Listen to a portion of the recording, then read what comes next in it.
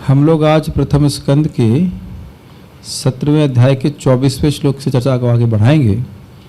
एक बात पिछले श्लोकों में कुछ क्लियर नहीं हुई थी, उस पर थोड़ा सा विचार और प्रस्तुत किया जा रहा है, उसके बाद आगे बढ़ेंगे। आपने सुना था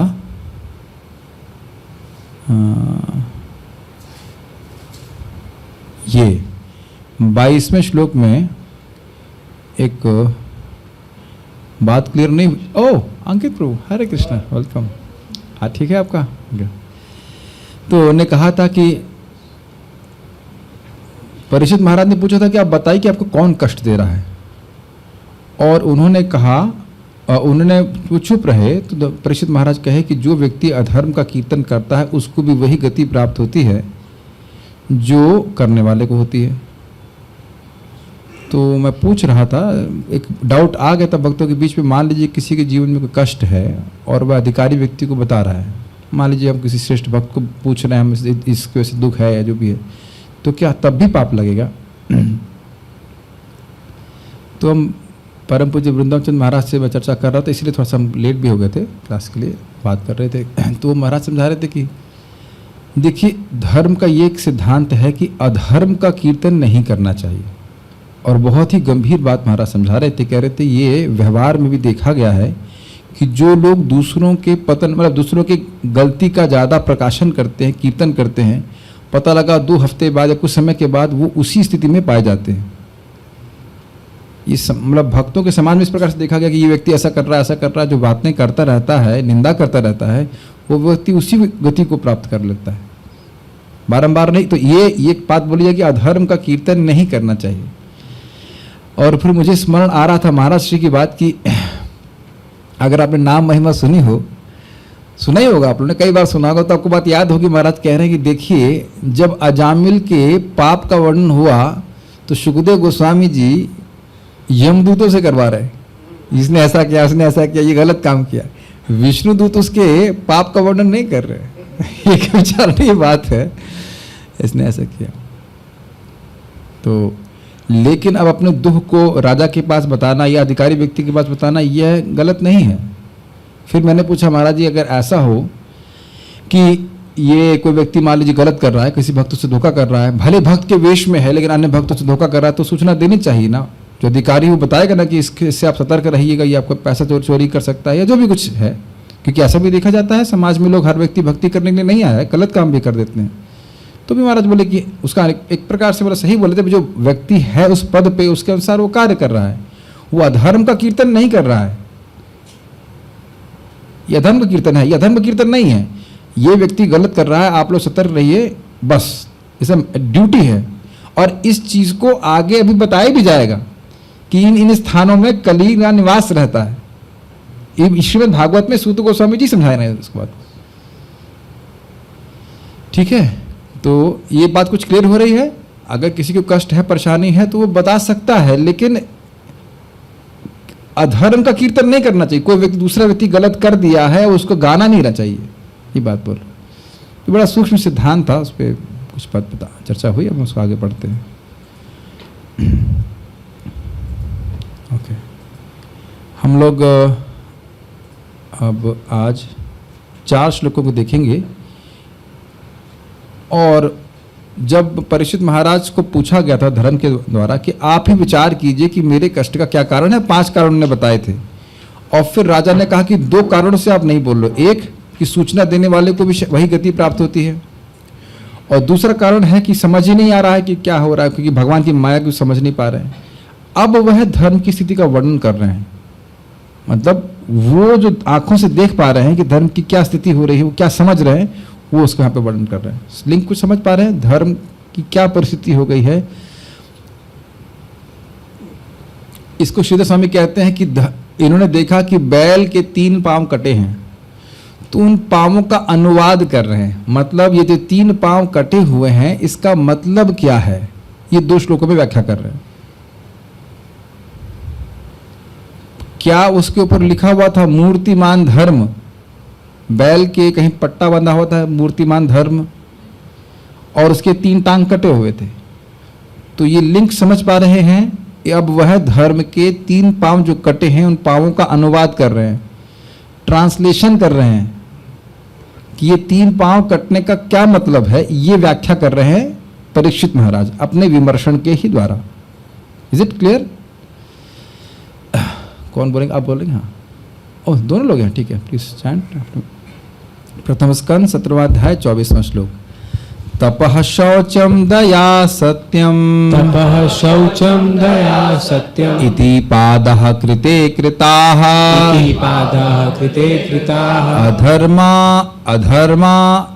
अधर्मांशः त्रयो भग्नः, धर्मांशस्त्रयो भग्नः, स्मयसङ्गमदैस्तव, स्मयसङ्गमदैस्तव, तपः शौचम दया सत्यम इति पादः कृते कृताः, तपः शौच दया सत्यम, इति पादः कृते कृताः, अधर्मांशः त्रयो भग्नः, स्मयसङ्गमदैस्तव, अधर्मांशस्त्रयो भग्नः, स्मयसङ्गमदैस्तव।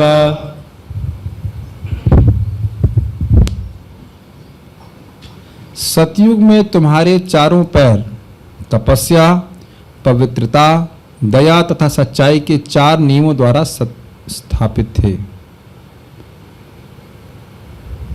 किंतु ऐसा प्रतीत होता है कि अहंकार, काम वासना तथा नशे के रूप में सर्वत्र व्याप्त अधर्म के कारण तुम्हारे 3 पांव टूट चुके हैं। यहाँ पे आपके रामकृष्ण प्रभु का भी प्रश्न का उत्तर होगा कि कलयुग जब आता है तब नष्ट होता है या प्रारंभ से ही होता है। वो भी बहुत अच्छा उत्तर आपको मिलेगा, भी देखिएगा। अन्वय कृते, कृते मतलब सतयुग में, कृते अध्याय तो विष्णु सुना है आपने, कृते सतयुग में। तपः यानी तपस्या, शौचम मतलब पवित्रता, दया मतलब दया और सत्य मतलब सत्यता। ये 4 सिद्धांत या 4 टांगे हैं धर्म की। इति इस प्रकार के तव तुम्हारे पादः कृताः पैर स्थापित थे, किंतु स्मय अहंकार, संग अत्यधिक स्त्री प्रसंग, मदाई ही तथा नशे के रूप में। नशे का मतलब, मद का मतलब होता है, अहंकार तो पहले बोल दिया गया है। हाँ, मद का मतलब मदी हुआ, नशा कहते चाहिए। अधर्मांशयी सर्वत्र व्याप्त अधर्म के कारण त्रयो भग्नाः तुम्हारे 3 पांव टूट चुके हैं। तो यहाँ पे ये तो 3 पांव है, इनका अनुवाद हुआ ना, क्या क्या चीज टूट चुकी है? तपस्या, शौच और दया, और 1 पांव सत्य पे वो टिके, उसको अगले श्लोक में कहेंगे। तपः शौचम दया सत्यम इति पादः कृते कृताः। तपस्या, शौच, दया और सत्य, ये 4 पांव थे जिनमें आप सतयुग में स्थापित थे। धर्म पूरी तरह से सतयुग में स्थापित था, ये पहली लाइन में कह रहे हैं, स्पष्ट है। अधर्मांश है त्रयो भग्ना, अधर्म के कारण 3 भंग हो गए। 3 भग्न हो गए मतलब 3 पांव भंग हो गए हैं। अधर्म के 3 पैरों के कारण तुम्हारे 3 पांव टूट चुके हैं। अधर्म का 4था पांव नहीं बोल रहे हैं यहाँ पे भी। स्मय मतलब अहंकार, संग मतलब अत्यधिक स्त्री संग, मद मतलब मद या नशा। तो इसके द्वारा 3 चीजें नष्ट हुई है, तप, शौच और दया। सत्य नष्ट होता है असत्य के द्वारा, लेकिन यहां कह रहे हैं कि 3 चीजों के द्वारा 3 चीज नष्ट हो गई।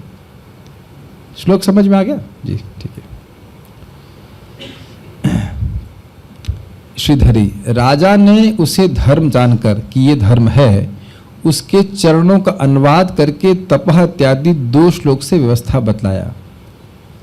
ये लाइन आपको समझ में आई? चरणों का अनुवाद, ये जो आपके 3 चरण हैं, 4 चरण थे, उनका अनुवाद करके बता रहे हैं कि 4 चरण का मतलब क्या है, और 3 चरण कट गए हैं, वो कैसे कटे, उस सब की बात वो बता रहे हैं 2 श्लोकों में।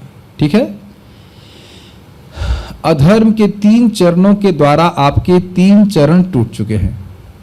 अधर्म के, अच्छा इंटरेस्टिंग है कि हमको धर्म के चरण पता होने चाहिए और अधर्म के चरण भी पता होने चाहिए। अधर्म की बिल्डिंग कहाँ कैसे खड़ी है उसको भी समझना जरूरी है, इसलिए दोनों बातें यहाँ पे बताई जा रही हैं। अधर्म के 3 चरण हैं, स्मय यानी गर्व, आसक्ति, आसक्ति मतलब स्त्री में आसक्ति, स्त्री संग में आसक्ति, और मद। उन सबों ने धर्म के तप, पवित्रता, कौमा होना चाहिए, तप, कौमा, पवित्रता और दया नामक 3 चरण टूट चुके हैं। इन तीनों ने इन तीनों को तोड़ दिया है।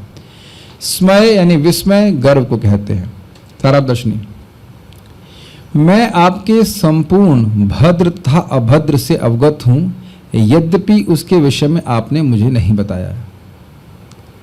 पिछले 2 श्लोक में बोल रहे थे ना परीक्षित महाराज कि आप क्यों नहीं बता रहे हो, और उनके ऐसा बोलने के बाद भी धर्म कुछ बोल नहीं रहते। तो यहाँ इन श्लोकों में बता रहे हैं कि आपका, भले ही आप नहीं बता रहे हो, आपका क्या अभद्र हुआ है ये मैं समझ रहा हूं। तो पूछे मेरा क्या अभद्र हुआ है, तो उस पर श्लोक बोल रहे हैं। मेरा क्या अभद्र हुआ है अगर धर्म पूछे तो ये 2 श्लोक बोल रहे हैं। वही बात है, थोड़ा अलग एंगल से बोल रहे हैं, अगर आप समझ पा रहे हैं तो। एकदम सब शांत हो गए, लग रहा है कुछ समझ नहीं आया। नहीं समझ आ रहा। यद्यपि आप फॉर एग्जाम्पल अभी आप धर्म बन जाओ फिलहाल के लिए, और मैं बन जाता हूं परीक्षित महाराज। अब मैं पूछ रहा हूं कि आपकी क्या कष्ट है, और आप कुछ नहीं बोल रहे हैं, कुछ नहीं बोले थे ना धर्म। तो अब उसके बाद उन्होंने बोला हाँ आप धर्म हैं, क्योंकि आप जान रहे हो सूचना देने वाले को भी वही गति प्राप्त होती है। या फिर लगता है कि आप कंफ्यूज्ड हैं, कौन दुख प्राप्त कर रहा है। लेकिन यदि आप ना भी बोले फिर भी हम समझ रहे हैं कि आपका अभद्र क्या है, कठिनाई क्या है। अरे तनिष्क प्रभु तो ये करते ही रहते दिन रात। इधर आओ, खड़े हो 1 मिनट के लिए, खड़े मत, हाथ दिखाओ बस।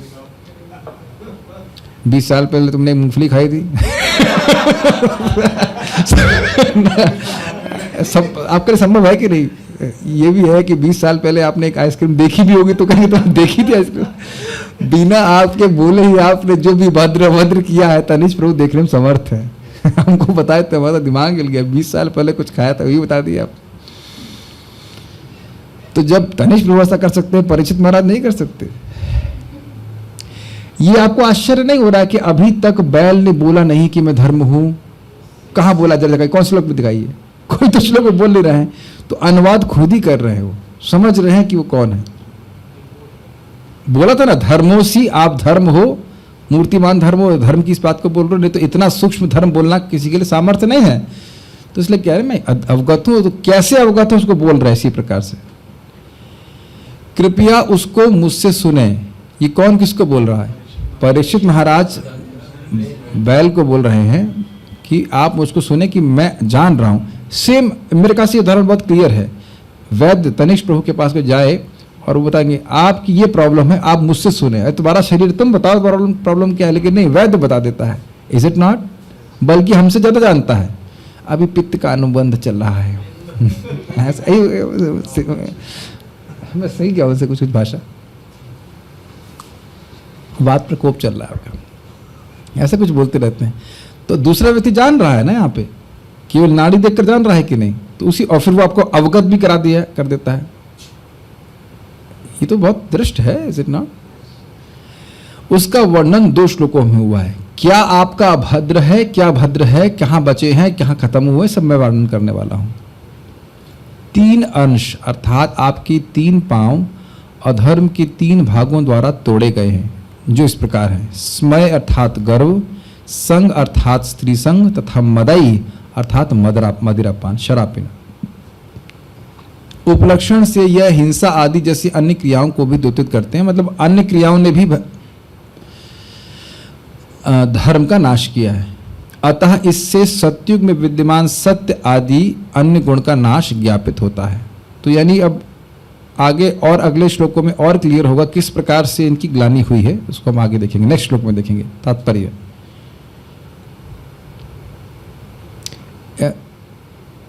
I should have actually shown that, उसमें बाल प्रोदनी रह गया, उसमें बताया गया था किस प्रकार से गर्व, क्या था यहाँ पे भी, गर्व ने क्या नष्ट किया है, गर्व से किस प्रकार,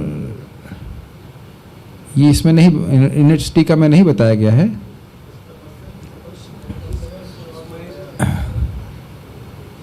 इसका वर्णन आगे भी किया गया है, मैं ध्यान नहीं दिया, तो फिर कल उसको समझा दूंगा मैं। वो लिंक किया गया कि इससे इसका नष्ट हुआ है, पता नहीं क्यों इंक्लूड नहीं किया, मैं इंक्लूड करना चाहिए था। ठीक है, तात्पर्य, भ्रामक शक्ति या भौतिक प्रकृति जीव पर उस अनुपात में अपना प्रभाव दिखाती है जिस अनुपात में जीव माया के भ्रामक आकर्षण का शिकार होता है। इसको जानबूझ करके हाईलाइट किया गया है। ऐसा नहीं है कि सभी जीवों को माया एक प्रकार से प्रभावित करती है। पहले तो ये समझ लीजिए, आप जानते हैं कि हम लोग गुणों के द्वारा विभिन्न प्रकार से मोहित हैं, और इसी जीवन में आप देख रहे हैं किस प्रकार से हम लोग घोर तमोगुण से, रजगुण से, धीरे धीरे कुछ कुछ सतगुण बढ़ रहा है। ये अपने जीवन में देख रहे हैं कि जिस प्रकार से माया के आकर्षण पहले आपको आकर्षित करते, अब वो बिल्कुल भी आकर्षण नहीं करते। एटलीस्ट कुछ आकर्षण तो ऐसे हैं जो बिल्कुल भी अब कुछ सामने भी रख दे जाए तो अब नहीं उसको छूने वाले। हो सकता है ऐसे बहुत से लोग हों जो चाय की बहुत आसक्त हों, और चाहे आप ट्रेन में जाएंगे तो कितना वो चाय चाय चिल्लाता रहे, आपको चिड़ मचेगी कि क्यों वो चाय चाय कर रहा है। या एटलीस्ट इंडिफरेंट रहेंगे, बोलते रहो, क्या फर्क पड़ता है। और या कि आपके मुंह पे ला के बोल दे से मसाला चाय, गरम चाय, ये चाय, वो चाय, आपको कोई आकर्षण नहीं होगा, है ना। देखा है वो लोग जो भी रास्ते में आता है, वो चाहे चने वाला हो चाहे पेठे वाला हो, लोग सब उसका आस्वादन करना चाहते हैं कि नहीं, उनका मुंह बंद ही नहीं होता है। तो कुछ आप देख रहे हैं कि इंद्रिय संयम, और इंद्रिय संयम भक्तों का सहज हो जाता है। भाई एक बार प्रसादम हो गया, बस हो गया, 5-6-7 घंटे के लिए शांति हो गई, सर दोबारा खा लिया, फिर सुबह तक शांति हो, 2 टाइम खा के व्यक्ति संतुष्ट हो जाता है। क्या ये देख रहे हैं कि नहीं? क्या आप में से किसी भक्त को अब शराब की भी ललक लग रही है कि भाई अब गला सूख रहा है तो पानी की जाए कुछ? बहुत से लोगों ने तो कभी शराब पी ही नहीं होगी, लेकिन बोल रहा हूँ इस बात को। कलयुग ही तो चल रहा है कि नहीं चल रहा है, और कितने लोग इस प्रकार से भी हैं प्रभावित। हम ये भी नहीं कह सकते कि हमें कोई भी आकर्षण नहीं है, ये भी आप नहीं कह सकते। लेकिन आप ये देखेंगे कि जैसे जैसे प्रैक्टिकल समझ में, जैसे जैसे हम गुणों के प्रभाव से मुक्त होते जाएंगे, क्रमशः सत्वगुण की तरफ जाते रहेंगे, तो ये प्रभाव माया का हम पर कम हावी होता है। सतयुग में लोग प्राय सब लोग सत्वगुण में रहते थे, इसलिए माया का प्रभाव नहीं रहता था। अभी हम लोग प्राय रजगुण तमगुण में प्रभावित रहते हैं, इसलिए अधिक प्रभाव होता है। It's not what is outside, it is what is inside. क्यों? समझ में आई बात? बाह्य आकर्षण से कोई फर्क नहीं पड़ता है। मुझको एक बार एक चंद्रमौली महाराज बता रहे थे, बड़ा हमको अच्छी शिक्षा लगी। तो कह रहे देखिए, भक्ति का अभ्यास करते करते आप, अब हम जो महाराज बोले हम बोल रहे हैं, आपको कोई सुंदर स्त्री सामने भी होगी तो ऐसा होगा जैसे दरवाजा, सभी सारे पुरुष लोग दरवाजे की तरफ देखिए एक बार पीछे, wow what a door, amazing. कभी नहीं बोलते ना, कितना सुंदर दरवाजा है, माइंड ब्लोइंग, अरे देखो यार, देखो दरवाजा देखो, कभी नहीं बोलते ना, कुछ भी नहीं बोलते ना। तो मुझे उनका ये रियलाइजेशन सुन करके हमको बहुत अच्छा लगा। महाराज रियलाइजेशन से बोल रहे थे, कह रहे कुछ फर्क नहीं पड़ता। अब देखिए कितने लोग बावले हुए जा रहे हैं ना स्त्री आकर्षण के चक्कर में, यहाँ लिखा भी तो है, या पुरुष आकर्षण के प्रति। तो अब बताइए कि जीव तो एक ही है, जीवात्मा की दृष्टि से कोई अंतर नहीं, तो एक इतना पगला क्यों हो रहा है और दूसरा व्यक्ति शांत क्यों है? क्या उत्तर है बताइए? गुण से कितना मुक्त हुआ है। It is not, object is same, वस्तु सेम है, लेकिन प्रभावित नहीं होता। मैं, अच्छा ईमानदारी से बोलिए, आप में से कितने लोग, देखिए हमको इंप्रेस मत कीजिएगा, हम इंप्रेस होने वाले भी नहीं, झूठ बोलोगे तो। कितने लोगों को अभी भी बाहर की मिठाइयों के प्रति, दुकानों के प्रति आकर्षण है कुछ? अरे ब्रजवासी स्वीट्स, अरे ये, अरे वो, जूम वाले तो कोई हाथ ही नहीं खड़ा कर रहे हैं। अच्छा एक भक्त हाथ खड़ा कर रहे हैं, अभी है तो कोई बात नहीं, चला जाएगा, घबराइए मत।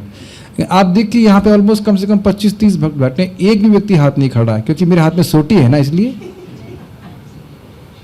और आप लोग की उम्र भी होगी, 50 साल तो हो गया भजन करते हुए आप लोगों को, नहीं? दिल्ली में भी आप जाते हो, कुछ जाते हो, अभी अब दिल्ली हो गया है, कहाँ कौन कौन से रेस्टोरेंट में खाए आप अंकित प्रभु? हाँ, घर पे थे, बताओ क्या सामर्थ्य नहीं है कि आप होटल में जाके खा लेंगे अपने जो भी, मतलब गाड़ी उठा करके? और आप देख रहे हैं कि कहीं कहीं लोग लाइन लगा के गोलगप्पे खा रहे थे। तो आप देख रहे हैं सब किस प्रकार से इसी जगत में, इसी कलयुग में आप अलग अलग लोगों को अलग अलग स्थिति से प्रभावित होते हुए देख रहे हैं। This is a very great lesson of encouragement. अपने ही जीवन में आप देख रहे हैं कि जिन वस्तुओं के प्रति अत्यधिक आकर्षित होते, अब उनके प्रति कोई आकर्षण नहीं है। और शायद यहाँ कोई 20 साल से भजन कर रहा है, कोई कर रहा है 20 साल से, मेरे को भी 19 ही हुए। सी और उसमें भी नहीं कह सकते कि बहुत अच्छा किया है, जैसे कि रो पढ़ कर कैसे कर रहे हैं ये भी नहीं एकदम मतलब भजन कर रहे हैं कि 24 घंटे कर रहे हैं। मैं 20 साल तो भजन नहीं किया 2 घंटा कर लेते लोग ऐसे उठते 20 साल से भजन कर रहे हैं जैसे लग रहा है कि छोड़ा ही नहीं, सोए भी नहीं, खाए भी नहीं, बाथरूम नहीं गए, नॉन स्टॉप ध्रुव महाराज की तरह भजन कर रहे हैं। हमको ये बहुत अच्छी लाइन लगी थी कि जितनी मात्रा में क्या है ब्राह्मण शक्ति या भौतिक प्रकृति जीव पर उस अनुपात में अपना प्रभाव दिखाती है जिस अनुपात में जीव माया के भ्रामक आकर्षण का शिकार होता है। दूसरे सीधे शब्दों में कहे, जितनी मात्रा में अविद्या से ग्रसित है उतनी मात्रा में माया उसको परेशान करेगी। इसीलिए भागवत 11वां स्कंद कहती है कि जब तक व्यक्ति पूरी तरह से माया से मुक्त नहीं हो जाए कम से कम उसको सतुगुण की वृत्ति का अनुशीलन करना चाहिए। समझ में आ गया? जैसे जैसे सतुगुण बढ़ेगा ये माया का प्रभाव आप पर कम आएगा। ज्ञानी व्यक्ति को भी माया प्रभावित करती है, ऐसी बात नहीं है, लेकिन वो स्थिर कर लेता है अपने मन को। Does that make sense? Okay, ये हमको लाइन बहुत अच्छी लगी थी प्रभुपाद जी की, मतलब बहुत सुंदर शिक्षा प्राप्त हो रही। पतंगे प्रकाश की चमक से, इससे पहले मैं आगे जाऊँ, और जो मैंने इसमें सीखा था वो ये है कि देखिए उपदेश हम दे रहे हैं लेकिन व्यक्ति अगर, अब ये भी देखना पड़ेगा व्यक्ति कितना प्रभावित है।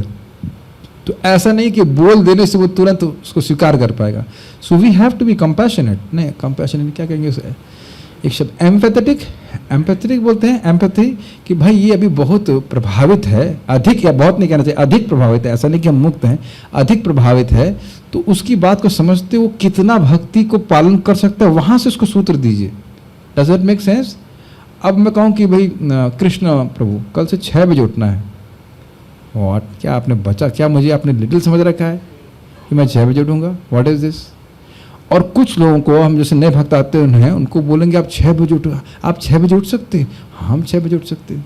मानो वो बहुत बड़ा पुरुषार्थ कर रहे हैं 6 बजे उठने के लिए, लेकिन जो व्यक्ति अब 8 बजे 9 बजे उठता था उसके लिए 6 बजे पुरुषार्थ ही है। ये बहुत बड़ा सूत्र प्रचार के लिए है। ये नहीं कि सबको आप एक ही मशीन में डाल दीजिए, एक ही सांचे में डाल दीजिए, सब लोग 3 बजे उठेंगे, सब लोग ऐसा करेंगे, ऐसा नहीं है। प्लीज ऐसा मत कीजिएगा, ये अत्याचार हो जाता है। लोग अच्छे खासे भक्ति में आता वो छोड़ देगा।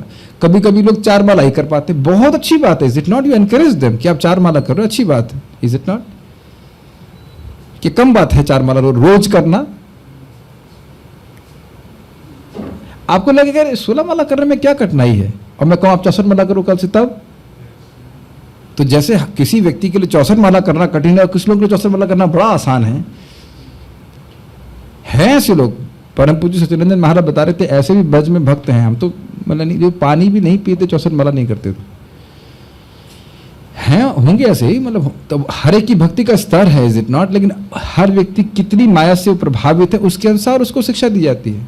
कोई शादी नहीं करना चाहिए, अरे भाई ऐसे कैसे बोल सकते हैं आप? जो व्यक्ति माया से बहुत प्रभावित है वो तो सब परिवार के बिना नहीं रह पाएगा, लेकिन क्या वो भक्ति करना छोड़ दे? प्रभुपाद जी इस मामले में बड़े अकोमोडेटिव थे, ये हमको बहुत अच्छी शिक्षा लग रही है।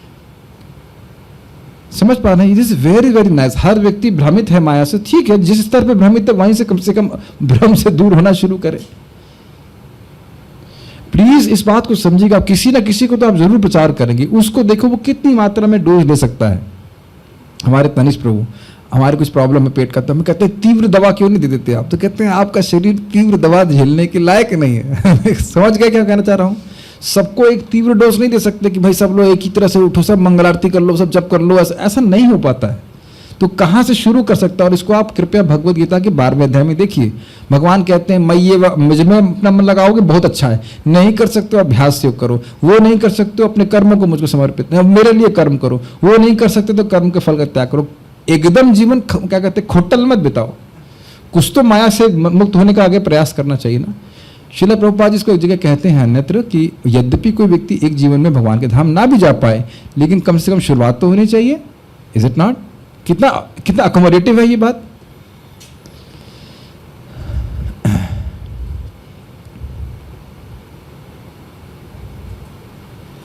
पतंगे प्रकाश की चमक से आकृष्ट होते हैं और इस तरह वे अग्नि के शिकार हो जाते हैं।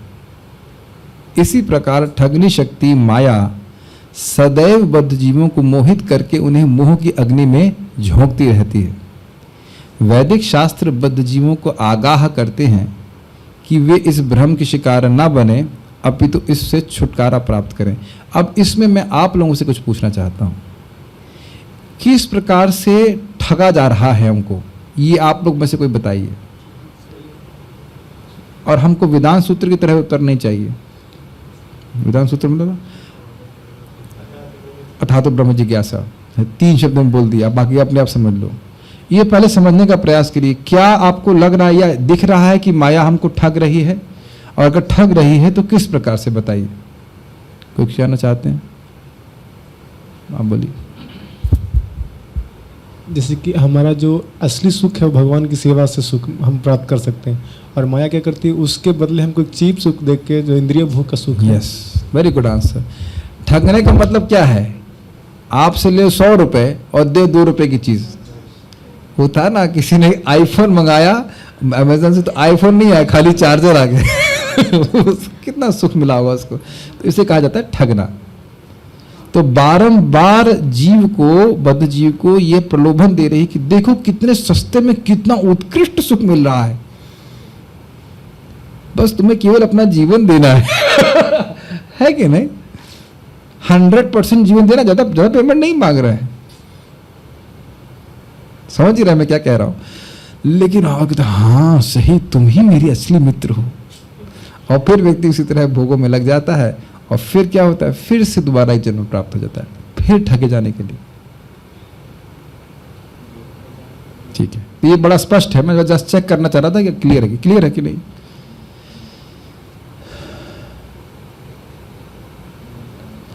Don't be illusioned by artificial misery, don't be illusion by artificial taste. भगवान का नाम सुखमय है, लेकिन हमको क्या लग रहा है, दुखमय। दुखमय का नहीं कहना चाहिए, लेकिन लगता है कि कोई इसमें रुचि नहीं है। ये अरुचि भ्रामक है। ये भगवान की कथा और नाम में जो अरुचि है बद्ध जीवों को, ये भ्रामक है। अविद्या चेंज करके प्रकट कर रही है। समझ पा रहे हैं? पीलिया जिसको है उसको भ्रम हो रहा है कि चीनी कड़वी है। अब तो क्लियर हुआ? ठीक है। और भोग जो है वो भोगों का आत्मा से कोई संबंध ही नहीं है, और ये हमको भ्रम हो रहा है कि हमको सुख प्राप्त हो रहा है।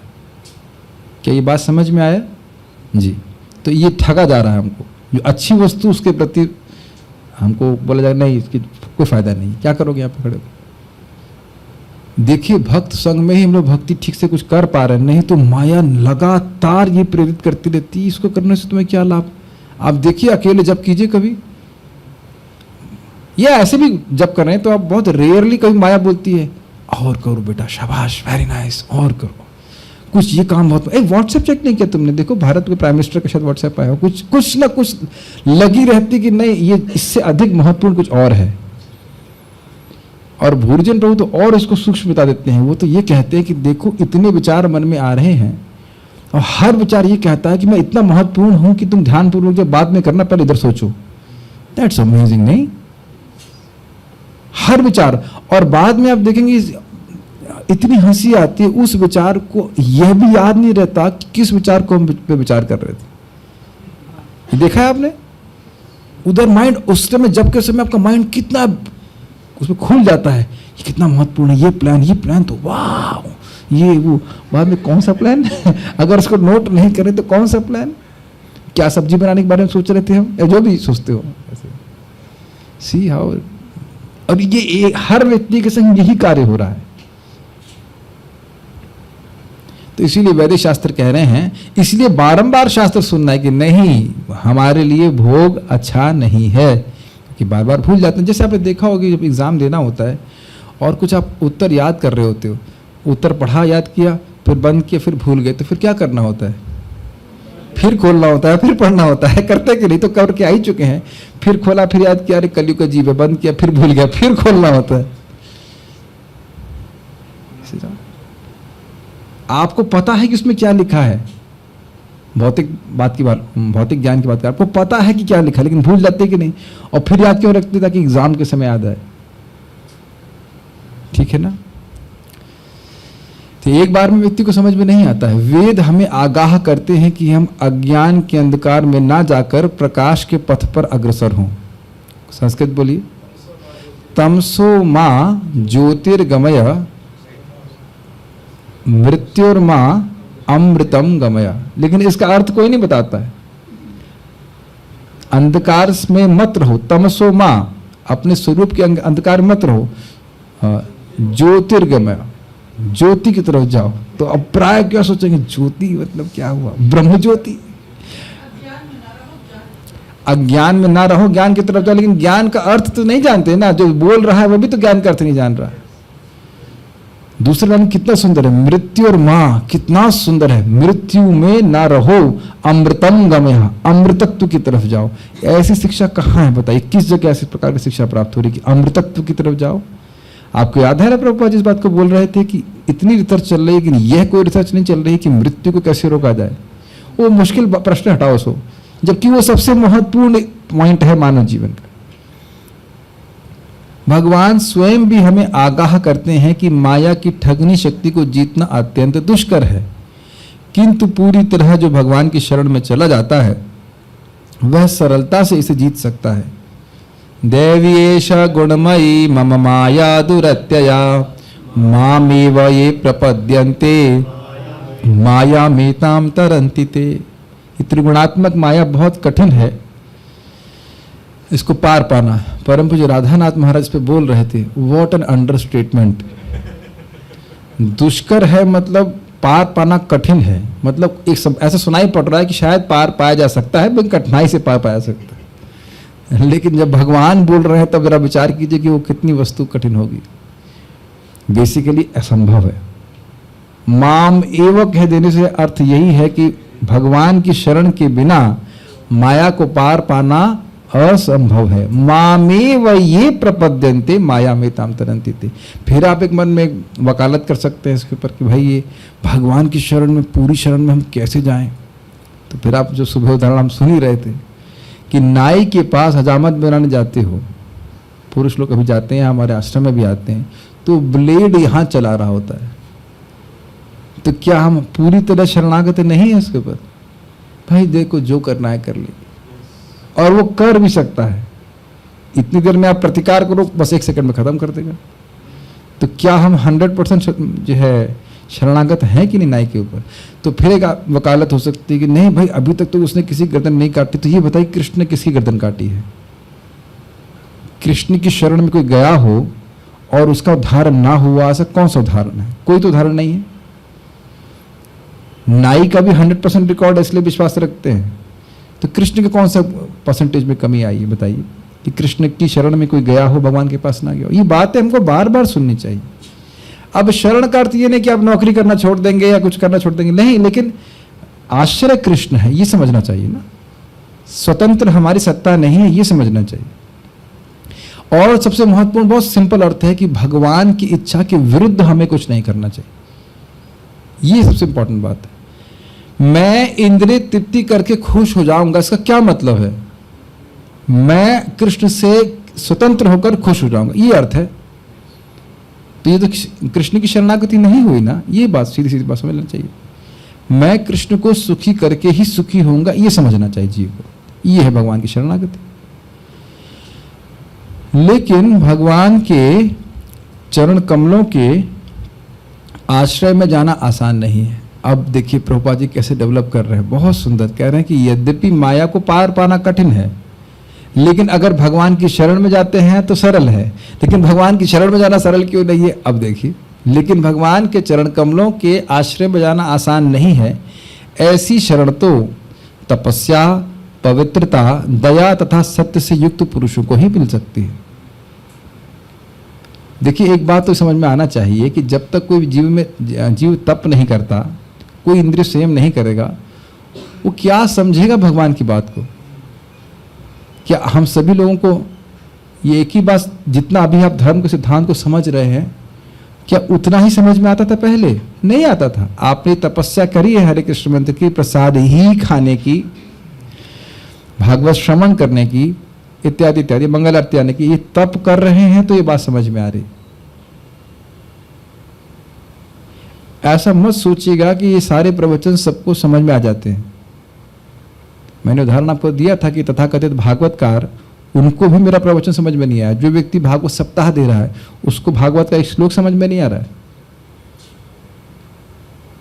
That means something is wrong, is it not?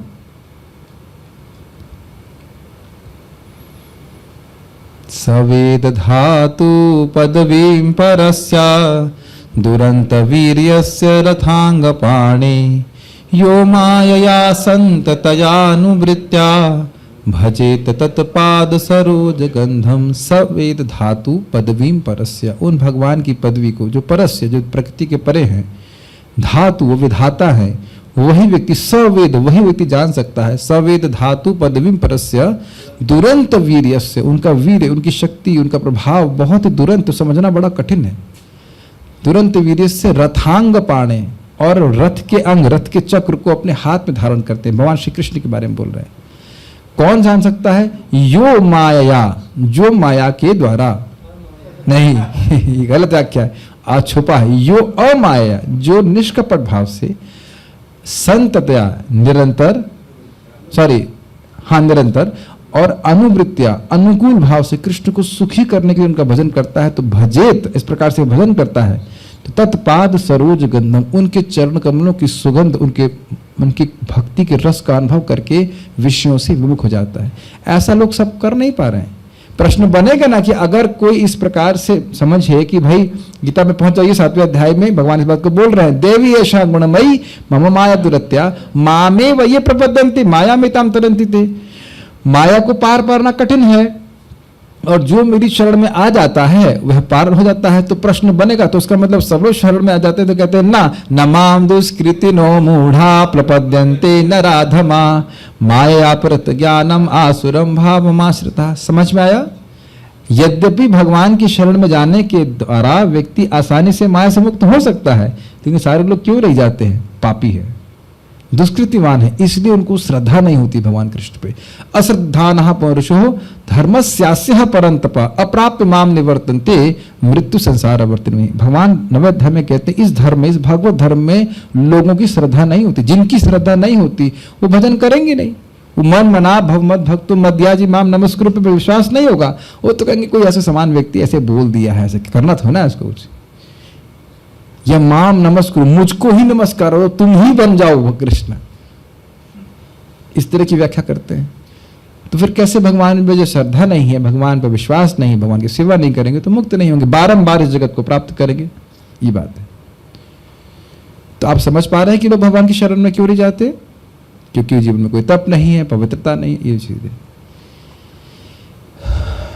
Prabhupada ji इसको बड़े सुंदर तरह से नेक्टर ऑफ इंस्ट्रक्शन के इंट्रोडक्शन में बोलते हैं। पहले व्यक्ति को गोस्वामी बनना होता है, नाम से नहीं, काम से, और तब उच्चतर वस्तुएं प्रकाशित होंगी। प्रभुपाद क्या लिखते हैं कि इसमें इंट्रोडक्शन की last line, one must first be situated in mode of goodness, ऐसा कुछ लिखते हैं। इंद्रियों को संयमित करे, और इसीलिए वाचो वेगम मनसा क्रोधो वेगम, पहला श्लोक ये बताया गया। तो आप समझ सकते हैं कि जब जीवन में इस प्रकार की शुद्धता होगी तब व्यक्ति भगवान की शरण में जा पाएगा। उन्नत सभ्यता के ये चारों नियम सत्युग के उल्लेखनीय लक्षण थे, इसीलिए लोग सब लोग सत्युग में भगवान की आराधना करते थे। उस युग में प्रत्येक मनुष्य एक तरह से उच्च कोटि का योग्य ब्राह्मण होता था, और आश्रमों में सभी परमहंस अर्थात उच्च कोटि के सन्यासी होते थे। फिर लोग एक विचारणीय बात है कि कर्दम मुनि तो गृहस्थ में भी थे, लेकिन वह भी बहुत विशेष प्रकार के गृहस्थ थे। ध्रुव महाराज तो सतयुग में ही थे। भाई अब क्या नाम है, उत्तानपाद तो क्षत्रिय थे ना। सांस्कृतिक आधार के कारण मनुष्यों को माया ठगती नहीं थी। ये बहुत सुंदर है। इंग्लिश में क्या लिखे हैं प्रभुपाद जी, देखिएगा इसमें, वेदावेश बहुत सुंदर है। सांस्कृतिक आधार के कारण मनुष्यों को माया ठगती नहीं थी। ऐसे प्रबल चरित्रवान व्यक्ति अपने को माया के पाश से दूर रखने में सक्षम थे। वैसे जो मैं इसको समझ रहा हूं वो ये है कि by cultural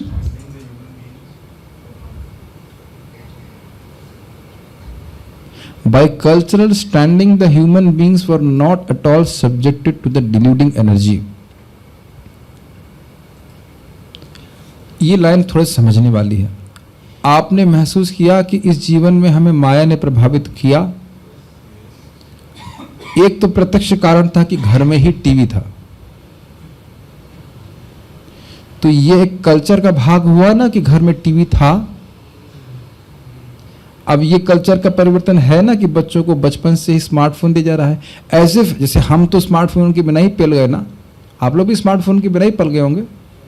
2 साल में तो स्मार्टफोन नहीं आया होगा, इसीलिए आप लोग कमजोर लग रहे हैं। बौद्धिक क्षमता में कमजोरी इसीलिए आई है कि बचपन से स्मार्टफोन नहीं मिला है ना। क्यों प्रेम कृष्ण बाबू? कितने आश्चर्य की बात है कि पहले तो बच्चे जैसे पेड़ से उतार लाते थे लोग, छोटे से बड़ा तो करते नहीं थे। और आजकल की माता जी लोग अपना अभी उनको भी तो फेसबुक चलाने टाइम चाहिए क्या? बच्चे तो ना पीछे लगे रहेंगे सब, तो बचपन से पकड़ा दिए। तो ये कल्चर का, ये समाज संस्कृति का ह्रास हुआ कि नहीं? तो बचपन से ही माया के चंगुल में डाल दिया कि नहीं? ये बात है, सीधी सीधी बात। एक उदाहरण है, बाकी तो बहुत आप उदाहरण पकड़ सकते हैं।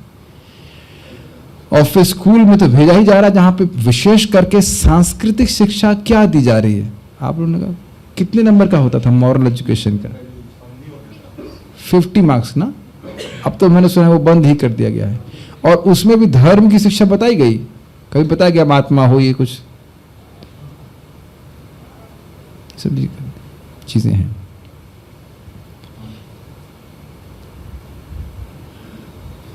थोड़ा विचार कीजिए आप कि यदि कोई वैदिक सिस्टम होता तो लड़का 5 साल में कहाँ जाता? गुरुकुल में। जब वो बिल्कुल 5 साल का बच्चा तो बिल्कुल गड़बड़ नहीं होता है, और वो ऐसे वातावरण में जा रहा है जहां पे प्रैक्टिकली कोई माया नहीं है, और वो 20 साल उसमें रहा, तो परिवार से वो कितना निरासक्त हो जाएगा। ये कभी आपने सोचा इस तरह से कि लड़का अगर 5 साल की उम्र से ही चला गया और 20 साल गुरुकुल में रह गया, आया ही नहीं वापस, आते नहीं थे वापस, तो वो शुरुआत से ही अपने माता पिता से कितना निरासक्त हो जाएगा। ये नहीं कहा जा रहा है कि माता पिता की सेवा नहीं करेगा, ये नहीं बोला जा रहा है, लेकिन घर परिवार की आसक्ति से वो सहज रूप से मुक्त हो जाएगा कि नहीं? This is not amazing. और अगर मानव गृहस्थी में भी प्रवेश करते हैं तो भी ऐसा उसका जीवन नहीं रहेगा कि भोगना जीवन जीना है, ऐसा हो ही नहीं सकता। इट इज एक्चुअली इम्पॉसिबल अगर वाकई उसकी ट्रेनिंग इस प्रकार की है।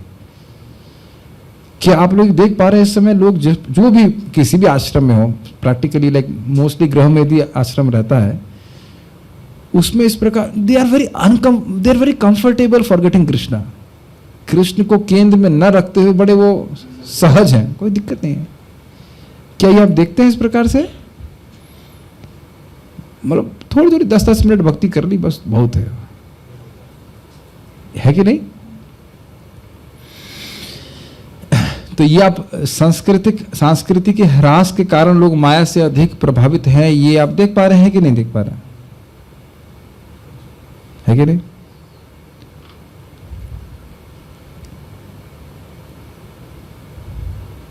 तो जब कोई व्यक्ति इस संस्कृति में रहता है कि भाई ये बर्ताव करना है इस प्रकार से, कुछ क्या शब्द कहेंगे, शर्म भी, कुछ लिहाज का बहुत फर्क पड़ता है, आप समझते हैं आप?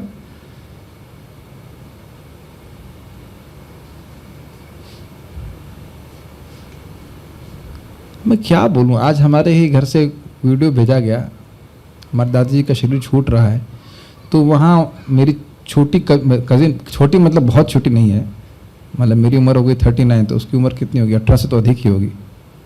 उसने हाफ पैंट पहना हुआ था, उसके वीडियो भेजने में इनको कोई आपत्ति नहीं हुई कि मैं साधु हूँ। 21 साल की लड़की है, वो हाफ पैंट पहनी हुई, और उसका वीडियो भेज रहे हैं हमको, उनको कोई शर्म भी नहीं कि साधु होती है, उसको भेज रहे। देख रहे हैं कैसे संस्कृति का लाश, जो हम कल्पना नहीं कर सकते थे कि अपने घर में कोई पहनेगा, वो आजकल लोग पहन रहे हैं। दे आर जस्ट लॉस्ट, क्यों कुछ पता नहीं कि 21 साल की बच्ची की शादी हो जाती थी, बल्कि कहेंगे बच्चे हो जाते थे कि नहीं? 16-17 साल में शादी हो जाती थी और 21 में बच्चे हो जाते थे, और उनको बच्ची बोल रहे हो। I was just shocked. What, कितना परिवर्तन है हमारे आंखों के सामने देखते हुए इस प्रकार का परिवर्तन आ रहा है। वो ये भी नहीं देख रहे हैं कि मैं उनका रिश्तेदार नहीं, मैं साधु हूं, उसके प्रकार इस प्रकार का वीडियो भेजना नहीं चाहिए।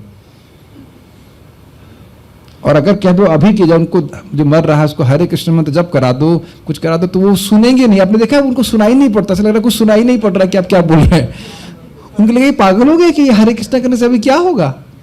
उनको दिखाओ चिल्ला चिल्ला करके, भागवत में देखो लिखा है कुछ देखा आपने, कुछ सुनाई नहीं पड़ता है। हमारे एक ब्रह्मचारी ज्वाइन किए थे, हमारा खुद का अनुभव है। उनके परिवार वाले इतने तमोगुण में थे, मैं फोन पे बोल रहा हूँ कुछ गीता के बारे में, आत्मा के बारे में, ऐसे लग रहा कुछ सुनाई नहीं पड़ रहा उनको, लग रहा मैं कुछ और भाषा बोल रहा हूँ। मैं समझ गया इनको बताने से कुछ नहीं होगा। यही प्रभुपाद जी कहते हैं, इतना डल है व्यक्ति, जीव की प्रसाद खिलाओ उसको, यहाँ तक बस उसको ये समझ में आता है कि पेट भरना है। मैं खाली संस्कृति की बात कर रहा हूँ, संस्कृति के लोभ की वजह से कितना व्यक्ति चरित्र से गिर रहा है। ऐसे प्रबल तो अगर संस्कृति व्यक्ति बना के रखेगा तो लोग चरित्रवान बनेंगे। ये नहीं कि हर प्रलोभन की वजह से वो नीचे गिर जाएंगे, ये बात है। अरे दूर कहाँ जा रहे हैं ये बताइए कि यहाँ पे आप संस्कृति नहीं देख रहे हैं कि सब लोग, चाहे वो गृहस्थी में हो, चाहे ब्रह्मचारी हो, चाहे कुछ भी हो, वानप्रस्थ या कुछ भी हो, सभी को देख रहे हैं, सभी मंगल आरती जाते हैं, भगवान को देखते हैं, प्रणाम करते हैं, जप करते हैं, भागवत सुनते हैं। ये संस्कृति है कि नहीं बताइए। इसको बंद कर दीजिए, इट्स टू कोल्ड। इस संस्कृति के कारण आप अनुभव नहीं कर रहे हो कि माया का प्रभाव कम पड़ रहा है। ये कल्चर हुआ कि नहीं, ये प्रभुपाद जी ने हमको सिखाया कि नहीं, ये बात है। प्रैक्टिकल आप देखिए, जो प्रभुपाद बोल रहे प्रैक्टिकल आप देख रहे हैं जीवन में। लेकिन धीरे धीरे जो जो ब्राह्मण संस्कृति के मूल सिद्धांत, तपस्या, पवित्रता, दया तथा सत्य में अहंकार, काम वासना तथा नशे में आनुपातिक वृद्धि के कारण कटौती होती गई, त्यों त्यों मोक्ष का मार्ग या दिव्य आनंद का मार्ग मानव समाज से दूर और दूर होता चला गया। बहुत से वेलविशर जो इस्कॉन के हैं, उनके लिए मोक्ष कोई ऑप्शन नहीं है। मतलब मानते हैं इस्कॉन अच्छा काम कर रहा है, बहुत अच्छी बात कर रहे हैं, सब कुछ कर रहे हैं, लेकिन they themselves don't want to be liberated.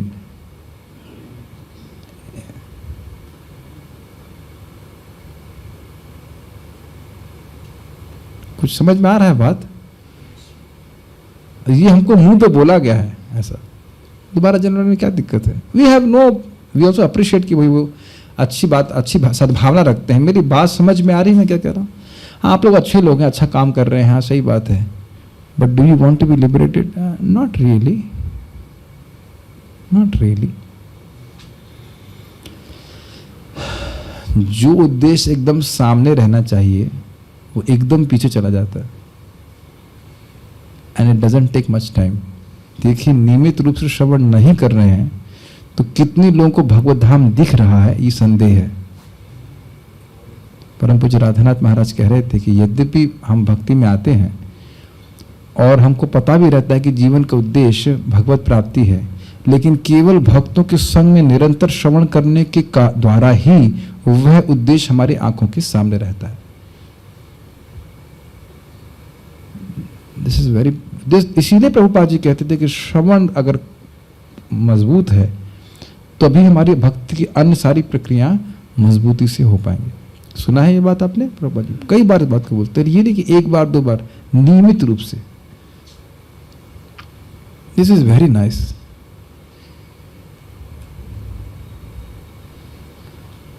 कलयुग की अवधि बढ़ते रहने से लोग अत्यंत अहंकारी हो रहे हैं और वे स्त्रियों तथा नशे के प्रति आसक्त रहते हैं। इस खाली बाकी तो बड़ा क्लियर है, स्त्री और नशा वाला, ये अहंकारी वाला देखिए। इस जगत में आप किसी को कल एक एक्सपेरिमेंट करना, थोड़ा खतरादार एक्सपेरिमेंट हो सकता है, किसी को भी करेक्शन देना, मेरे को मत देना मानते मैं बहुत अहंकार है, लेकिन किसी को थोड़ा करेक्शन दीजिएगा आप, बस आप देख लीजिएगा कि समझ में आ जाएगा कितना लोग नम्रता से दूर है। एकदम आप सही बोलेंगे और प्रेम से बोलेंगे तब भी स्वीकार नहीं करेगा व्यक्ति कि वो गलत है। कितने लोग मिले आपको आज तक जीवन में जो बोल दिया आपको कि मेरी गलती थी? ऐसा तो नहीं क्योंकि कोई नहीं मिला होगा, लेकिन शायद कोई मिला हो जो कहते हाँ ये मेरी बात, मैं गलत था।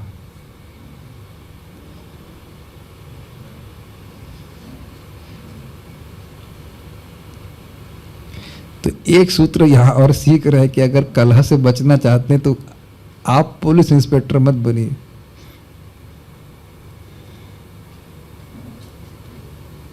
अब बहुत सारी बातें इसे बोल सकते हैं, लेकिन हम चलिए छोड़ेंगे, छोड़ दीजिए इसको, बोलेंगे। लेकिन ये ध्यान आप कभी करके देखना इसको। जरा सा करेक्शन किसी को दे दीजिए, वो गलत भी है तो भी स्वीकार नहीं करेगा। अगर आपसे प्रेम नहीं है, बहुत नहीं मानता आपको, तब तो वो नहीं स्वीकार करेगा। करेक्शन बहुत बुरा लगता है लोगों को, बिल्कुल नहीं सुना जाता है करेक्शन। इस पे एक भक्त बहुत अच्छा बोल रहे थे, कह रहे थे correction should be sparingly given and lovingly given.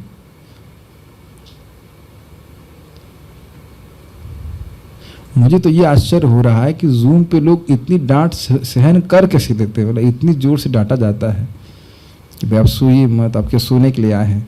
Really वो कलयुग में नहीं, वो जरूर सतयुग में है, तभी इतनी डांट स्वीकार कर ले रहे हो, तो नहीं तो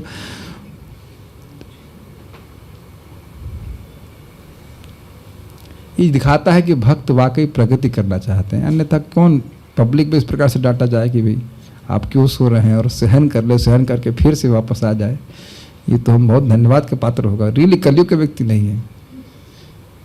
मुझे याद है ये आंखों के सामने घटना बड़ी रुचिकर हुई थी। हम लोग सब जब कर रहे थे, एक व्यक्ति खूब सो रहे थे, तो कोई व्यक्ति आके बस खाली टैप कर दिया कि आप सो रहे, मैं सो रहा था। अरे भाई आप सो नहीं रहे थे, तो अब क्या किसी के कुत्ते ने काटा है कि आपको जगाएगा, बताइए। और खूब जम के सो रहे थे, और खाली उसने ऐसे बस कहा कि टैप कर दिया, तो आपने भी देखा होगा, खाली टैप कर दिया, क्या सोच रहे हो, हम सो रहे थे, हम सोते। तो सब रहता चलता है कलयुग में। कलयुग के प्रभाव से कंगाल को भी अपनी कौड़ी का अभिमान है। हर छोटी छोटी चीज के लिए व्यक्ति अभिमान करता है। स्त्रियां, हाँ ये तो प्रत्यक्ष देखा जा रहा है, स्त्रियां पुरुषों के मन को हरने के लिए एक से एक आकर्षक वस्त्र पहनती हैं। अब जीतामृत प्रभु का आप कमेंट सुनेंगे ना तो आप हंसेंगे, लेकिन वो बोले बहुत मजेदार तरह से। जो आजकल उल्टी सीधे कपड़े पहनती हैं माता जी लोग, मतलब जो स्त्रियां पहनती हैं, बोल रहे थे, कह रहे देखो शरीर वैसे भी सुंदर नहीं है, शरीर में क्या भरा हुआ है, उसको कभी यहाँ से दिखाओ कहीं वहां से दिखाओ, इसका क्या मतलब है बताइए, है कि नहीं। शरीर अपने आप में तो कोई बहुत सुंदर वस्तु है नहीं, ना स्त्री का ना पुरुष का, तो अनावश्यक रूप से दूसरे को उत्तेजित करना अच्छी बात नहीं है। महाराज इस पर बहुत अच्छी बात बोल रहे थे, कह रहे कुछ लोग कहते हैं कि हम अपना शरीर खोल के चल रहे हैं तो क्या दिक्कत है। अरे तुम खोल के चल रहे तो दूसरे के मन को तो तुम कलुषित कर रहे हो ना, है कि नहीं। वैसे ही जीव के हृदय में भोग की इच्छा है और आप उसको बढ़ा रहे हैं, तो ये अच्छा है क्या? ये अपितु हिंसा है, ये हिंसा है उसके प्रति, ऐसा करते हैं। अब इसका कारण भी आप वही समझ रहे हैं, सांस्कृतिक पतन। मुझे मेरी दादी बता रही थी कि 5, 6, 7, 8 साल में 5 साल में उस साड़ी पहनना शुरू कर दी है ना। अमेजिंग है, ऐसे तो होता 5 साल, या मैं समझता, मुझे अपना याद नहीं है, अब फोन करके तो पूछ भी नहीं सकता। 8 साल की बात होगी, मैक्सिमम 8 साल में। मतलब कहने की बात है, कल्चर की बात है, ये नहीं कह रहे कि ऐसे कुछ होने लग जाएगा, कल्चर की बात। आपको ये तो आप लोग पढ़े थे ना, माता सीता ठाकुरानी, जब महाप्रभु का अवतरण हुआ था, सीता ठाकुरानी वो पालकी में आती हैं, अद्वैताचार्य जी की पत्नी, और फिर पालकी से ही उनको कुछ गिफ्ट लेके जाती हैं उनको सची माता के लिए, और उसके बाद उनको दे करके जो भी थे, जो भी पूजा करके फिर वो वापस पालकी में चली जाती हैं। अब ये तो देखिए संभव नहीं है, लेकिन बेसिक कल्चर तो होना चाहिए कि अनावश्यक रूप से ऐसा कपड़ा ना पहना जाए जिससे दूसरा व्यक्ति का चित्त उत्तेजित हो। देखो ये शिक्षा सब लोग सुनेंगे नहीं, ऐसा नहीं कि ये वीडियो वायरल होने वाला है।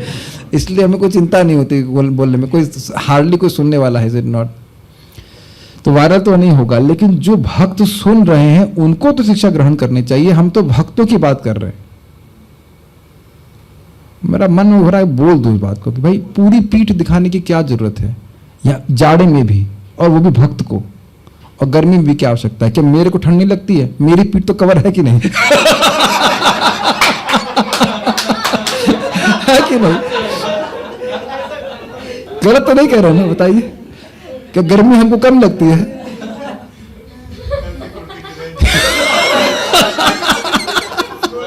हमको बहुत गुस्सा आता है भाई, इस बात पे गुस्सा आता है कि ये बातें हमारे उसमें मैनुअल में लिखी हुई थी। मैं जब ज्वाइन किया था तो भक्ति समय महाराज मैनुअल बनाए थे कि नाभि दिखाने की जरूरत नहीं, ये अशोभनीय बात बोली जाती। अब आप देख रहे हैं कि माता जो देवोटी माता जी वही इसी प्रकार से कपड़ा पहन के घूम रही हैं। तो बताइए, अप्सरा बनने आई हो आप कि भक्त बनने आई। अब चक्कर क्या है कि कोई माता जी जो इस प्रकार कार्य कर रहे हैं वो क्लास में कभी बैठेंगे नहीं, क्लास में अगर आप बोल देंगे पब्लिक में तो वो तोप चलाते वहां से। लेकिन कठिनाई ये कि शिक्षा नहीं दी जा रही है। महाराज बड़ा स्पष्ट बोले कि स्त्री की सुंदरता पति के लिए है या भगवान के लिए, बस पूरे समाज को दिखाने के लिए नहीं होती। लेकिन देखिए हम कुछ अपने मन से नहीं बोल रहे, जब प्रभुपाद यहाँ बोले, प्रभुपाद ये नहीं चाह रहे इस प्रकार का। एक उसमें कहानी बताएंगे, कहानी नहीं सत्य घटना है।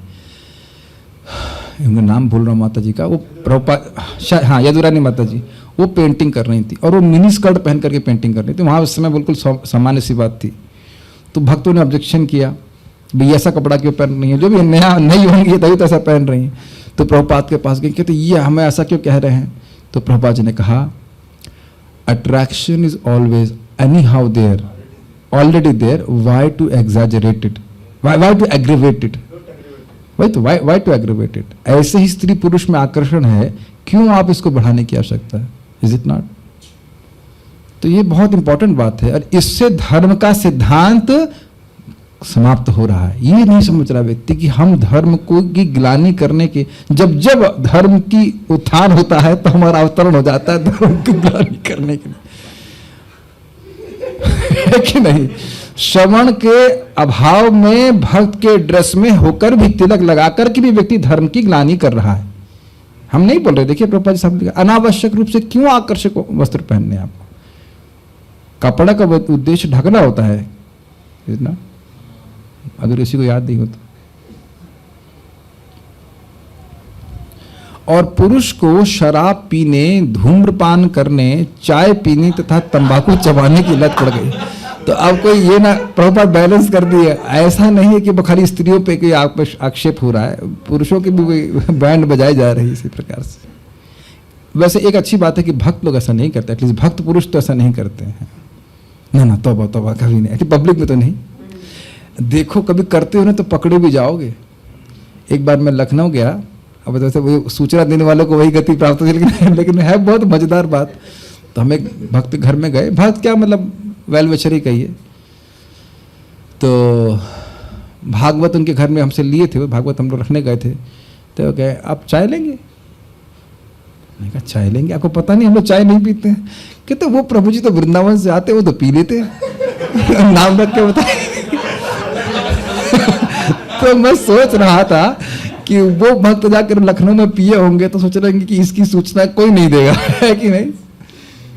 तो कभी सोचे होंगे कि मैं लखनऊ में जाकर कहीं चाय पीऊंगा तो उसकी खबर दूसरे भक्ति को मिल जाएगी। तो उम्मीद है कि भक्त लोग चाय तो नहीं पीते, चाय कौन पिएगा, बोरिंग है। ये सारी आदतें, ये सभ्यता की तथाकथित प्रगति ही सारे अधर्म की जड़ है और इसीलिए व्याभिचार, घूस तथा भाई भतीजा वाद व्याप्त है। ये आपने ध्यान दिया था कि आजकल के जमाने में चाय देना एक सभ्यता का प्रतीक हो गया है, इज इट नॉट। चाय प्रसाद, हाँ, वो भी एकादशी वाले दिन बांटते हैं, पवित्र, 1000 गुना फायदा मिलेगा। कुछ हाँ पानी दिया जाता था, जो भी कुछ है। सी हाउ डिग्रेडेशन है। वैसे मैं तो कभी विरोध में बोलता हूँ कि आजकल वो भी नहीं जाता है, प्लस एक और चीज़ दी जाती है, वाईफाई का पासवर्ड। कुछ साधु आ रहा है तो पूछेगा आप घर में वाईफाई मिलेगा, हाँ तब आएंगे हम। मनुष्य इन बुराइयों को कानूनों तथा पुलिस द्वारा नहीं रोक सकता, लेकिन वह मन के रोग को सही दवा से ठीक कर सकता है। यह दवा है ब्राह्मण संस्कृति, अर्थात तप, पवित्रता, दया तथा सत्य के नियमों का पक्षधर बनना। ये बहुत बड़ी शिक्षा है भाई, सीधी सीधी बात है। आप में से कोई व्यक्ति शराब इसलिए तो नहीं पी रहा है कि पुलिस का भय है, ये चाय या जो चाय करते लोग पुलिस वाले क्या भय करेंगे, वही 2-4 चाय पी जाते होंगे, है कि नहीं। है कि नहीं। तो अब आप क्या सीख रहे हैं इसमें? किसी को भी आप ट्रेनिंग दे रहे हैं, और ये मत कहिए मैं प्रीचिंग कर रहा हूँ और ट्रेनिंग नहीं देना चाहता, तो फिर तो हम भगौड़े व्यक्ति हैं, फिर तुम भगौड़े हैं। अगर उस व्यक्ति के जीवन में इन 4 स्तंभों को आपने स्थापित नहीं किया तो प्रीचिंग की कोई वैल्यू नहीं रही। Does that make sense? तपस्या, अपनी इंद्रियों का संयम करना खुद भी सीखना है, और तभी हम दूसरों को सिखा पाएंगे। और जब खुद नहीं करेंगे तो फिर कहेंगे ठीक है अब आप भी ऐसा कर सकते हैं, कठिनाई तो ना इसमें, बोलेंगे ही नहीं उसको इंद्रिय संयम करने के लिए। ये दृष्ट है कि नहीं? आजकल के तथाकथित गुरु क्या बोलते हैं? एक चीज छोड़ दो तुम दीक्षा के लिए, एक चीज, ठीक है करेला नहीं खाऊंगा, या खीरा नहीं खाऊंगा, या लौकी नहीं खाऊंगा। कितनी बड़ी व्रत है ना। ककड़ी नहीं खा रहे हैं, ठीक है, जो भी है। तो कि ये कोई तरीका है? ये कोई तरीका है? बिल्कुल नहीं तरीका है। तप करना सिखाना पड़ेगा। लोलू मत बनाई। लुलू समझते? लुलू लुलू आलसी नहीं, लुलू मतलब बिल्कुल कुछ उसके पास कुछ शक्ति ही नहीं है, कुछ लुंज पुंज, हाँ लुंज पुंज कर लीजिए लुलू। अब क्या इसको, ये कौन सी भाषा है तो समझ नहीं आ रहा। मेरे ख्याल से अरबी से ड्राइव किया हमने। लुलू नहीं बनाना है। अरे हम तो उठ ही नहीं सकते, हाँ अभी तो नए हैं तो एक माला भी नहीं कर सकते न, क्या ये वो। फोर्स नहीं कीजिए, लेकिन एनकरेज तो किया जा सकता है ना, कि आप एक माला कर रहे हो, 4 माला करने का प्रयास कीजिए। नाम सम तपा, भगवान के नाम के समान कोई तपस्या नहीं, बहुत पवित्र करने वाला है। ये बताइए ना कि एक वेद पढ़ने में कितनी कठिनाई है। चलिए वो छोड़ दीजिए, किसी ने वेद देखा है आज तक कि ऋग्वेद कितना कितना बृहद है, और फिर ऋग्वेद, सामवेद इत्यादि इत्यादि, उन सबको पढ़ना कितना कठिन होता। और एक बार हरि बोल दिया तो सारे वेद पढ़ लिए। सुन चुके हैं कि नहीं? तो क्या आसान है, हरे कृष्णा कृष्णा कृष्णा हरे हरे, हरे राम राम राम हरे हरे। ये तपस्या सिखाई जानी चाहिए लोगों को, ठीक। पवित्रता, भाई अगर लेटरिन जाते हो तो स्नान करना चाहिए। सुबह उठ करके स्नान करना चाहिए। इसी में हमारे ग्रुप में बहुत सारे लोग बोल्ड हुए जा रहे हैं कि सुबह उठ जाए, पहले उठ जाना ही बहुत बड़ी तपस्या है, क्रेन लगती है, जेसीबी लाके उनको उठाना पड़ता है किस तरह से, और उसके बाद स्नान करने जाएंगे। मैं एक बहुत का मजाक बनाया, हमने कहा पोलर बियर भी केवल जाड़े में सोता है। हमने कहा आप गर्मी में भी सो रहे, वो 6 महीने सोता है लेकिन जाड़े में सोता है ना, तो जाड़े में सो लीजिए, कम से कम गर्मी में तो उठिए। वैसे तो थोड़ा इम्प्रूवमेंट है, अभी अधिक लोग आ रहे हैं। पवित्रता, मुझे बड़ी मतलब कह सकते हैं क्या, दया आती लोगों पे कि भाई 5 बजे उठ करके स्नान करना भी भारी पड़ रहा है लोगों को, बहुत बड़ा पुरुषार्थ है। हम तो कुछ बोलते नहीं क्योंकि जब में कोई नियम नहीं है, बिना ही स्नान किए कुछ किए ऐसे ही बस आ जाते हैं। अच्छी बात है, वो भी आ रहा है तो अच्छी बात है। ये विश्वास है कि हरि नाम एक दिन उसको ठीक कर देगा, उसको बुद्धि ठीक हो जाएगी, स्नान करके आएगा। दिस इज वेरी एस्टॉनिशिंग, नहीं? इतना बड़ा पुरुषार्थ है कि वो भी गर्मी में सुबह स्नान करना। दया और सत्य, इन नियमों का शिक्षा दी जानी चाहिए सबको, ठीक है। आधुनिक सभ्यता तथा आर्थिक विकास से गरीबी तथा अभाव की नई स्थिति उत्पन्न हो रही है, जिससे उपभोक्ता वस्तुओं की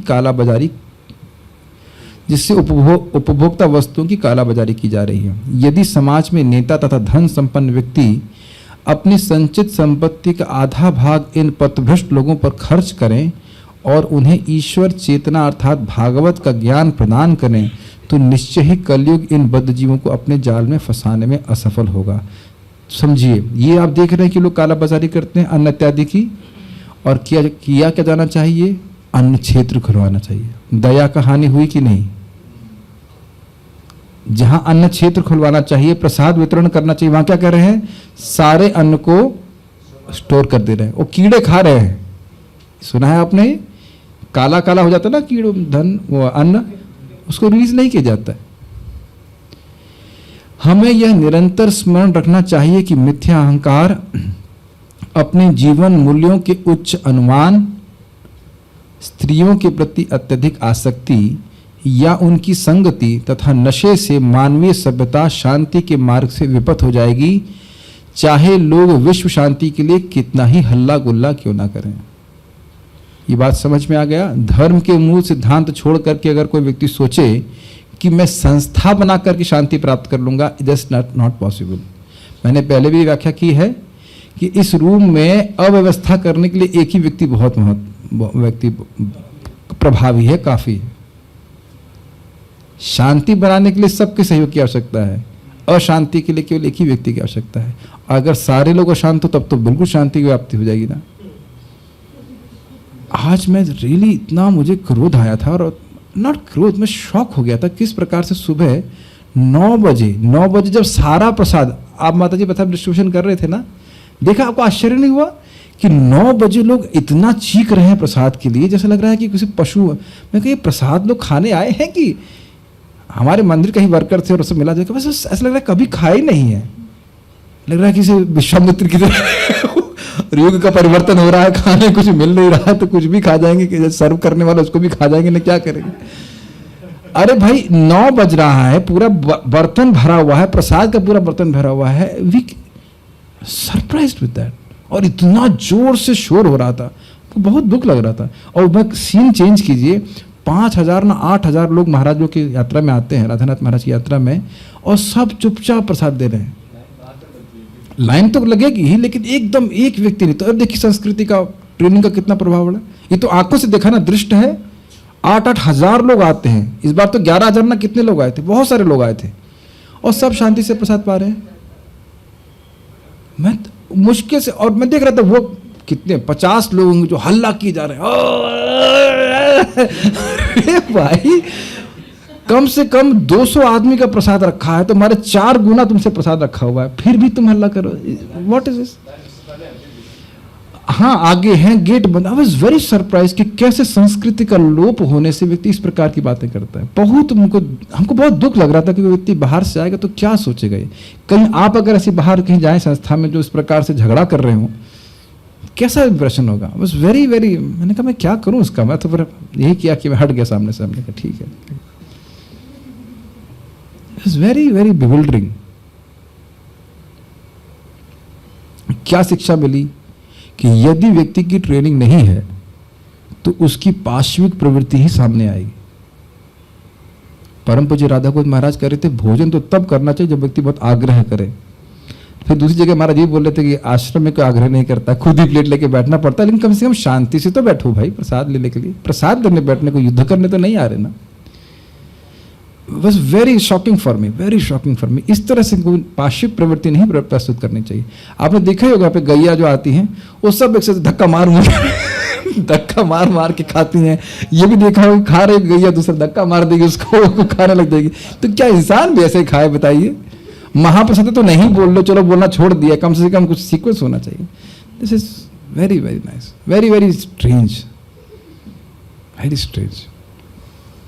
संस्कृति का लोप से ऐसा होता है। भागवत के सिद्धांतों का उपदेश सारे मनुष्य को स्वतः संयमी, भीतर बाहर से स्वच्छ, दुखियों के प्रति दयालु तथा दैनिक आचरण में सच्चा बनाएगा। क्या सुन रहे हैं? आपको सुन ये रहे हैं कि भागवत के श्रवण से धर्म पूरी तरह से हृदय में स्थापित हो जाएगा। ये कहने का आशय,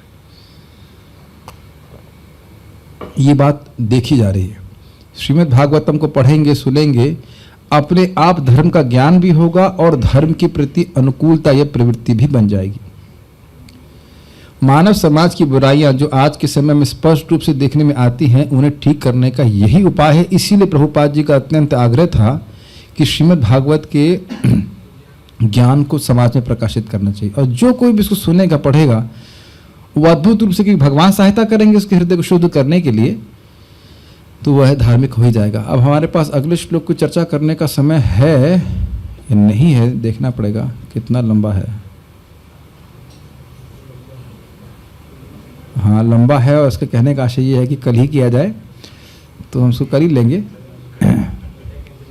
समय मुझे लग रहा था कि जब श्लोक तैयार करता हूँ तो मुझे लगता है कि जल्दी जल्दी हो जाएगा, लेकिन प्रभुपाद जी के शब्द बहुत अद्भुत हैं, वो उस पर थोड़ा विचार करना चाहिए। कोई प्रश्न किसी भक्त का है?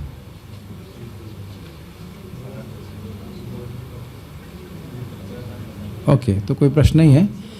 हम लोग फिर अब पारायण करेंगे। श्रीमद् भागवतम की जय, श्रील प्रभुपाद की जय, ताई गौर प्रेमानंदे।